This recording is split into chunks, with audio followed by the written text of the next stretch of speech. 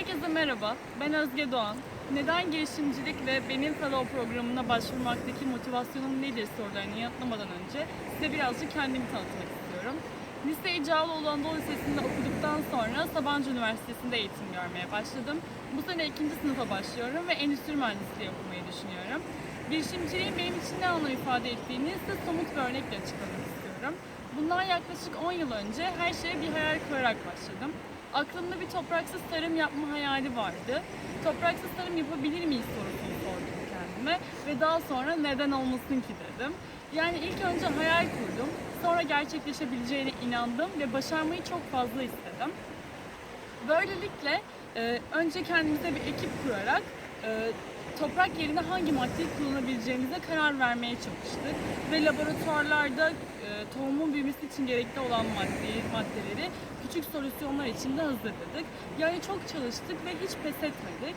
Çünkü çevremizde bu fikrimizi duyan insanlardan topraksız tarım mı, nasıl yani, yok olmaz bence tarzı cümleleri çok fazla duyduk. Ama bu olumsuzluklara rağmen pes etmedik ve bence dünyanın en lezzetli turplarını üretmiş olduk. Bu projemiz TÜBİTAK'ın Türkiye çapında düzenlediği bir proje yarışmasında birinci seçildi. Bence küçük bir hayal kurarak başladığımız girişimimiz hem başarılı olmuş oldu hem de ödüllendirildi. Benim için girişimcilik nedir, neden girişimcilik sorularının cevabı aslında anlattığım bir hikaye. Çünkü çok şanslıyım ki bir insanın yeni bir fikir bularak, bir şeyler üreterek yaşayabileceği hazzın dünyanın en büyük mutluluklarından biri olduğunu çok küçük yaşlarda öğrendim.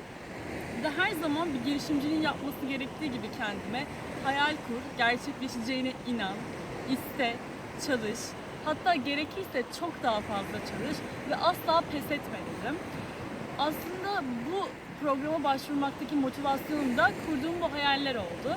Çünkü küçüklüğümden beri sahip olduğum bu hayal gücünü hiç kaybetmedim ve şimdi çok daha güzel, çok daha büyük hayaller kurdum ve en önemlisi bu hayalleri sizinle birlikte gerçekleştirebileceğime inandım.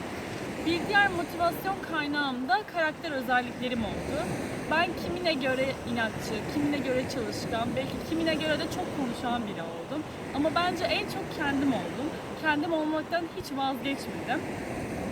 Size Özge'yi 3 dakika değil 13 dakika, hatta 113 dakika boyunca anlatmayı çok fazla isterdim.